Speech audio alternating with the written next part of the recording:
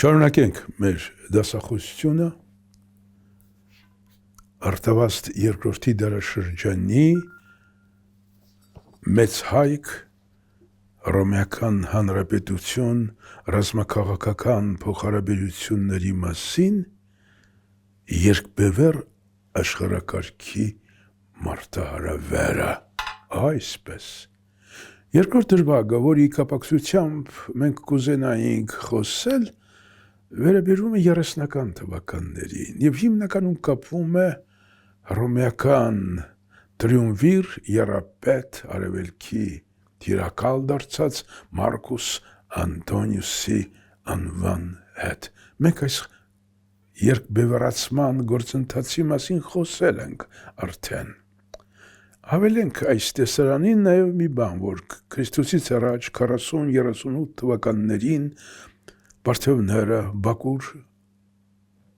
արքայազնի գլխավորությամբ, Տագաժառանգի գլխավորությամբ երկար մի ռազմական ռեյդ կազմակերպեցին, որի ընթացքում իրենց տիրապետության տակ գցեցին Ասորիկը, Փյունիկյան, Կիլիկյան, Փոքր Ասիայի հարավային շրջանները, բայց այստեղ կար մի տաղանդավոր հռոմեական զորավար Վենդիդիուս Բասուսը, որը պատերազմ առաջադրեց պարթևներին ռեյդի փոխարեն, կտրեց նրանց մանևրելու հնարավորություններից, մատակարարման հնարավորություններից, ջարդեց բանակը, սպանվածների թվում էր նաև Բակուրը։ Վերադառնանք Մարկուս Անտոնիուսի երևույթին։ Եռապետության ներկայացուցիչ էր, որը հաստատվել էր 42 թվականին։ Ինքը Գայուս Օկտավիանուսը և Մարկուս Լեպիդուսը։ Երկրորդ շրջափուլ այս եռապետության 36 թիվն էր։ Մենք դրա մասին էլի խոսել ենք նախորդ դասախոսությունների մեջ, երբ կողմերի միջև ընթացավ բևեռացում, արևելքում Անտոնիուսը, որ իր կենտրոնն էր դարձրել Ալեքսանդրիան, արևմուտքում Կեսարի հոգեզավակը Գայուս Օկտավիանուս Հուլիոս Կեսար, որ իր կենտրոնն էր դարձրել արդեն Հռոմը, և սրանց միջև բախումը հարկավ անխուսափելիություն էր։ Անտոնիուսը որոշել էր հետևել Կեսարի օրինակին, արևելյան խոշոր արշավանք կազմակերպել, բարձրացնել իր հեղինակությունը, հասնելով մինչև Օվկիանոս Հնդկաստանի ծանդին, այնտեղի բոլոր ռեսուրսներով իր հայացքն ուղղել դեպի արևմուտք և դառնալ ամբողջ բնակեցված աշխարհի տիրակալը, և կենտրոնը հարկավ Ալեքսանդրիան էր։ Այս գործընթացը իրագործելու համար նա որոշել էր մեծ բանակ ստեղծել, 16 լեգիոնից, այդպիսի բան հազվադեպ է լինում հռոմեական պատմության մեջ, բաղկացած մի բանակ ստեղծեց, և 36 թվականի գարնանը դուրս եկավ Անտիոքից, շարժվեց դեպի հյուսիս, Սամոսատ քաղաքը, ապա Սամոսատից շարժվեց դեպի Փոքր Հայք, և ապա այս բանակը մտցրեց Մեծ Հայքի տարածք։ Նա լավ ուսումնասիրել էր Հուլիոս Կեսարի ռազմավարական ծրագիրը։ Հուլիոս Կեսարը հասկացել է, որ Արտավազդը ճիշտ բան էր ասում ժամանակին Կռասուսին, որ արշավանքը պետք է ընթանա Մեծ Հայքի վրայով։ Բայց միևնույն ժամանակ նայել էր նաև Տիգրանի փորձը։ 86 թվականին Տիգրանը հենց այս ճանապարհով է, որ մտել էր Ատրպատական։ Ու երկու դեպքում էլ հայկական փորձը Հուլիոս Կեսարը գնահատել էր դրական։ Նախապես Հայաստան, Վիր, Կաղվանք ուղարկվել էին դեսպանություններ, Կանիդիուս Կռասուս այդպիսի մի զորավար կար, Վրաստանում, Վիրքում եւ Աղվանքում տվել էին դրական պատասխան, բայց հետագայում հետք չկա, թե նրանք մասնակցել են Անտոնիոսի արշավանքին։ Իսկ Հայաստանի պարագան միանգամայն այլ էր։ Զորքը մտել էր Հայաստանի մեծ հայքի տարածք։ Գառնո դաշտում նրանք կազմակերպեցին ցուցադրություն իրենց ուժերի։ Սարթեն մոտենում էր արդեն աշնան սկիզբը,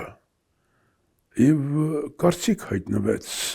հռոմեական զորավարին, որ թերևս երևի կարելի է հապաղել հաջորդ տարի գարնանը սկսելու համար,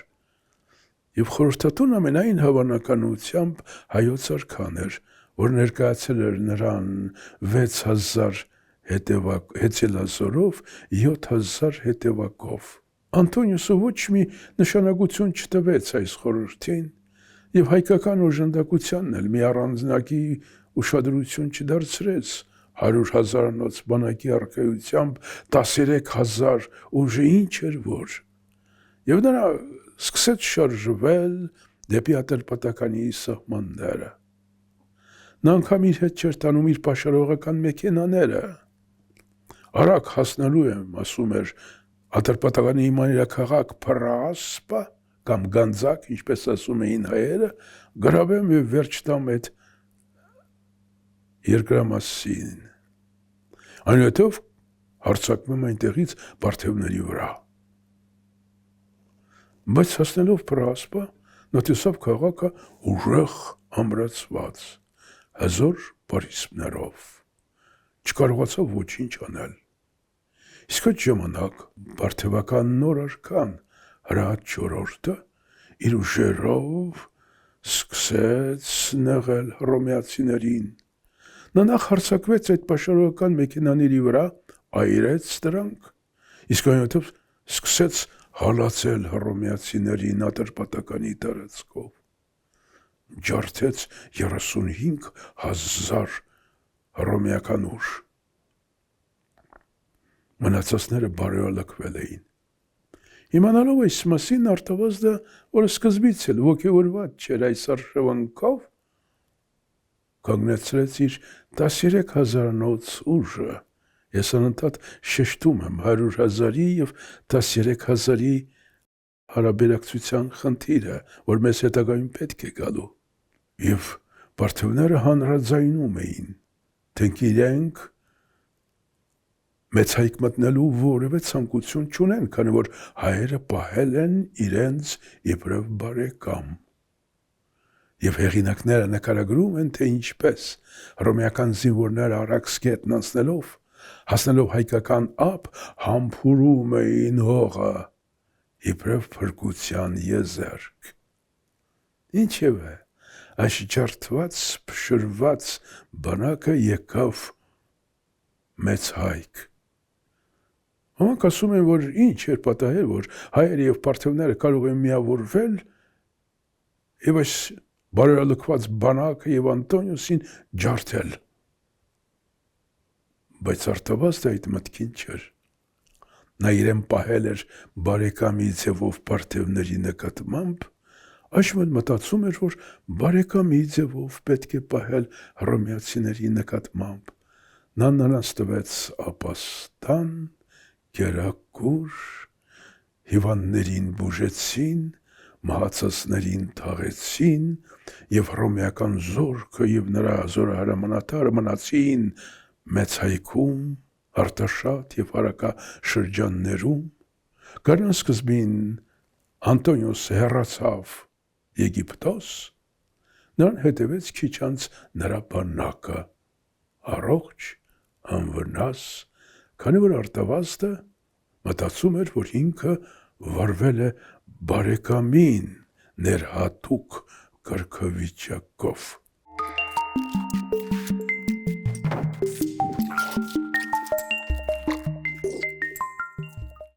Հակառակորդը այդպես չէր մտածում։ Անտոնիոսը սկսեց լուրեր տարածել, որ իր պարտության պատճառը Արտավազդի դավաճանությունն էր։ Այն 13,000 ռազմական ուժը 100,000-ի կողքին։ Եվ վարձեց պատմագիրներ, Quintus Delius մեկին, որին համարում էին քաղաքական լարախաղաց, եւ նա գրեց աշխատություն, որտեղ ապացուցում էր, որ ահա Անտոնիոսը չէր պարտվի, եթե չլիներ Արտավազդի դավաճանությունը։ Բայց Հռոմում սրան չէին հավատում։ Անտոնիոսը սկսեց առիթներ ման գալ, փնտրել հայոց արքային ծուղակը գցելու համար։ Նրան կանչում էր իր մոտ Ալեքսանդրիա, որպեսզի համատեղ հակապարթևական արշավանքի ծրագիր կազմեն, Արտավազդը չգնաց։ Նրան կանչում էր իր մոտ, որպեսզի Կեսարի որդուն Ցեզարիոնին եւ նրա աղջկան դստերը ամուսնացնեին, էլի չգնաց։ Այնուհետև նա սկսեց խաղեր հայոց ավականու հետ, դիմեցին հայոց ավանդական ավականուն, սրանք չարձագանքեցին նրան կոչին, դիմեց հայոց ծառայողական ավականուն, սրանք եւս չարձագանքեցին նրա կոչին։ Նա աշխատում էր ներսից պայթեցնել մեծ հայքը, չէր ստացվում։ Բայց մինչ ժամանակ նա նկատում էր, որ Արտավազդը մեկուսացված է, եւ ավանդական ավականին, եւ ծառայողական ավականին նրան սպասում էին այլ գործողություններ, ավելի ակտիվ, ավելի ներօրինակ գործողություն, ինչը Արտավազդը չէր անում։ Եվ 34 թվականին Քրիստոսից առաջ Անտոնիոսը մեծ բանակով մտավ մեծ հայքի սահմաններ։ Սկսեց կողոպտել երկիրը։ Եվ Արտավազդը երկրորդ արքան ներկայացավ նրան պատճառներն իմանալու համար։ Իսկ հակառակորդը նրան ձերբակալեց, տանում էր Բերդից Բերդ, ամրոցից ամրոց կողոպտելու նպատակով։ Երբ կողոպուտը վերջացած էր, նա արծաթե շղթաներ գցեց Արտավազդի ձեռքը, նրա ընտանիքի անդամների հետ միասին ի գերություն տարավ Ալեքսանդրիա, եւ այնտեղ էր կազմակերպվեց մի ցուցք Ալեքսանդրիայի գիմնասիոնում, որտեղ ցույց նման էր հռոմեական կարծես թե շքահանդեսի, թե ինքը ինչպիսի հաջողության է հասել մեծ հայքի եւ հարակաշրջանների նկատմամբ։ Արդյոք Արտավազդը ուներ գործողության այլ ելք։ Հետազոտողներն ասում են ուներ։ Նրա արջքի առաջ երկու հակադիր պահվածքներ կային։ Մեկը հրեից Հուդա թագավորության արքան էր, Հերովդեսը, որ անձնատուր էր եղել Անտոնիոսին ամբողջովին, նրա ուժերը օգտագործում էր իր երկրում իր հակառակորդներին ջարդելու համար, չխնայեց անգամ իր զավակներին եւ կանանց։ Անձնատուր Անտոնիոսին նրա պարթևական արշավանքի ժամանակ մասնակցում էր ակցիումի 31 թվականի սեպտեմբերի 6-ին ճակատամարտին Անտոնիոսի կողմից։ Պարտությունից հետո գնաց անձնատուր եղավ այս անգամ էլ Օկտավիանոսին, եւ Օկտավիանոսը նայելով նրան, ասես ներում եմ, եւ պարադոքսալ ձևով պատմական ավանդույթը նրան ասում է Հերովդես մեծ։ Արտավազդը մերժեց այս ճանապարհը։ Յուրայինների դեպ օտարի ձեռքով հաղթանակ չէր ուզում։ Բայց Արտավազդի աչքի առաջ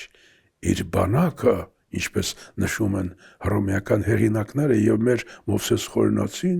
հրաժարվեց նրանից։ Հոգուտ նրա ավագ որդու, որն անցավ պարթևների կողմը, ստացավ զենք, մտավ մեծ հայք, ջարդեց հռոմեական բոլոր կայազորները, վերականգնեց մեծ հայքի պետական անկախությունը եւ անգամ իր կազմի մեջ մտցրեց Ատրպատականը։ Սա մյուս ծայրահություններ, պարթևամետ ուղություններ։ Մեկը Արտավազդի աչքի առաջ հռոմեամետն էր, մյուսը պարթևամետ քաղաքականություններ։ Նա դրանցից ոչ մեկը չընտրեց։ Այսպես որ սերունդը կարող է նրա այս քաղաքականությունը ձևակերպել, թող ոչ մի զոհ չպահանջվի ինձնից բացի։ Բայց սա որևէ հաջողության չբերեց։ Դիոնկասիուսը ասում էր, որ այս ծանր կացության մեջ նախքան գերավերությունը նա նամակներ էր գրում, Գայուս Օկտավիանոսին։ Եվ քանի որ նամակները մի քանիսն էին, նշանակում է Գայուս Օկտավիանոսը ինչ որ ձևով, նրան թեկուզ գրավոր ձևով օժանդակում էր։ Ռոմեացին Մարկուս Անտոնիոսը 33 թվականին դրամներ թողարկեց, որի մեջ գրված էր Armenia defecta, Հայաստանը գրաված, Armenia capta, Հայաստանը գերեվարված։ Այսինքն նրանք ուզում էին մեծ հայքը դարձնել պրովինցիա հռոմեական։ Այժմ նրանք իրենց հայացքը ուզում էին հառել Աթաշպատականի վրա, իբրև իրենց հենարան պարթևների դեմ։ Բայց հարցը դրան չհասավ, մենք գիտենք, հակասությունները քանի գնացին, լարվեցին, ուժեղացան եւ հանգուցալուծումը տեղի ունեցավ 31 թվականի սեպտեմբերի 6-ին Ակցիումի հրվանդանում։ Ծովամարտի ժամանակ Մարկուս Անտոնիոսը եւ Կլեոպատրան բարդություն կրեցին եւ փախան Եգիպտոս։ 30 թվականին նրանց կրնկակող հետապնդելով Եգիպտոս մտավ Գայուս Օկտավիանոսը։ Եվ նա, Անտոնիոսը եւ Կլեոպատրան ինքնասպան եղան, բայց ինքնասպանությունից առաջ դրանք մահվան էին դատապարտել Արտավաստ II-ին։ Օկտավիանոսը Արտավաստ II-ի զավակներին վերցրեց եւ տարավ Հռոմ, պահում էր պատվավոր գերության մեջ,